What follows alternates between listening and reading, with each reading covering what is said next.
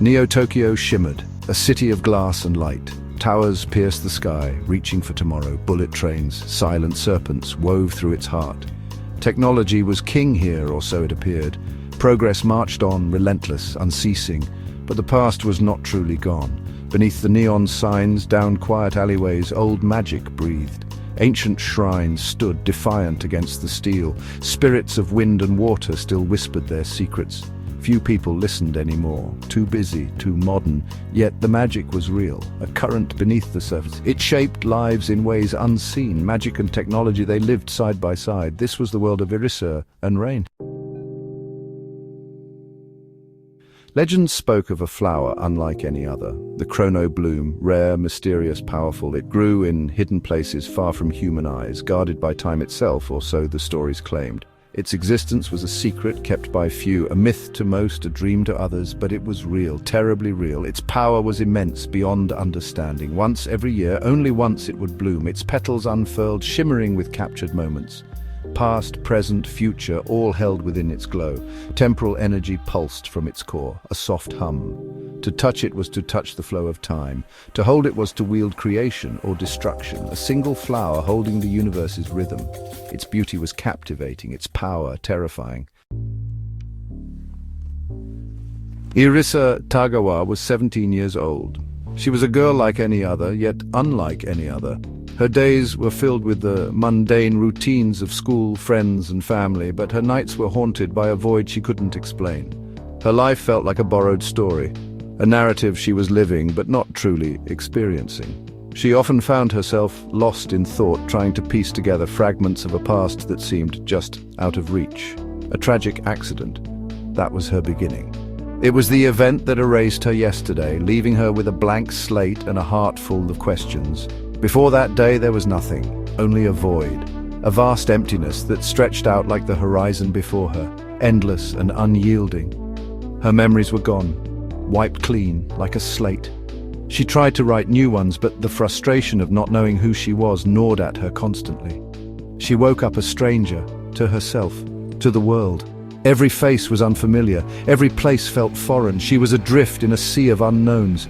This emptiness haunted her, a constant companion. It was a shadow that followed her every step, a fog that clouded her every thought. A puzzle with missing pieces, so many missing. She tried to fit them together, but the picture never made sense. It was always incomplete. She moved through Neo-Tokyo like a ghost, searching for something. She knew not what. The city's lights and sounds were a blur, a backdrop to her endless quest, a reflection that felt true, a familiar face. Yet it was a face she couldn't fully recognize, a face that seemed to belong to someone else. Friends spoke of a past she couldn't recall. They shared memories and inside jokes that felt like they were from another lifetime. Their laughter felt distant, their stories alien. She was on the outside, looking in, a spectator in her own life. She smiled, she nodded, but inside she was lost. The motions were there, but the emotions were absent, a hollow performance. A deep ache resided in her heart, a yearning for a self she never knew. It was a pain that words couldn't capture, a longing that had no name. Sometimes strange feelings surfaced unexpectedly. A scent, a sound, a touch would trigger a flicker of something, a hint of a memory. A flicker of recognition for a place unseen. It was as if her soul remembered what her mind could not, a sudden sadness for a loss unremembered. Tears would come unbidden for reasons she couldn't explain. She felt a pull towards certain moments, certain people. It was as if her heart knew what her mind had forgotten, guiding her through the labyrinth of her lost past. Rain Kamijo was a boy. He carried a secret, a power that was both a gift and a curse. He could touch time. This ability set him apart, making him unique but also isolating him from the world around him. He could gently nudge it, shift small moments, avert minor disasters. A falling leaf, a tripping child, a broken branch, he could change these with a mere thought. He used this power carefully with a heavy heart. Each intervention weighed on him, knowing the cost it would exact. He tried to help, to protect, to make things right. His intentions were pure, driven by a desire to make the world a better place, even if just a little. But his ability was a cruel master. It demanded more from him than he could ever give willingly. It demanded a terrible payment each time, a toll that grew heavier with each use. Every time Ryan manipulated time, he lost something. A piece of himself, a fragment of his past, a memory snatched away irretrievably. Moments that once defined him now slipping through his grasp. Sometimes a small thing, a forgotten name, a taste. Other times it was more significant, a cherished memory, a beloved face. Other times something precious, a cherished moment. These losses cut deeper, leaving scars on his soul. His past was slowly dissolving, like sand through fingers, each grain a memory, each loss a part of his identity. He was becoming a collection of fading echoes, a shadow of the boy he once was. The faces of loved ones grew hazy, friends, family, all becoming indistinct, like figures in a fog. His own history became a blur, a story half told, pages missing, chapters erased. He fought a lonely battle against this erosion, desperately trying to hold on to the fragments of his life. He kept journals, took photographs, desperate measures, trying to hold on to the pieces of himself. Each snapshot, each word, a lifeline to his vanishing past. But time was a relentless thief when provoked. It took more than he could ever hope to save. The more he used his power, the less of Rain remained. His reflection in the water, a ghostly reminder of what he was losing. He feared the day he would forget everything, the day when even his own name would be lost to the winds of time. Section 5. Blackthorn's Design, A Twisted Tomorrow. Not all who knew of the Chrono Bloom had good intentions. A shadowy group existed, the Blackthorn Organization. This clandestine group operated in the shadows, their presence felt but rarely seen. They were the whispers in the dark, the unseen hand guiding events from behind the curtain. They moved in secret, their motives dark and twisted.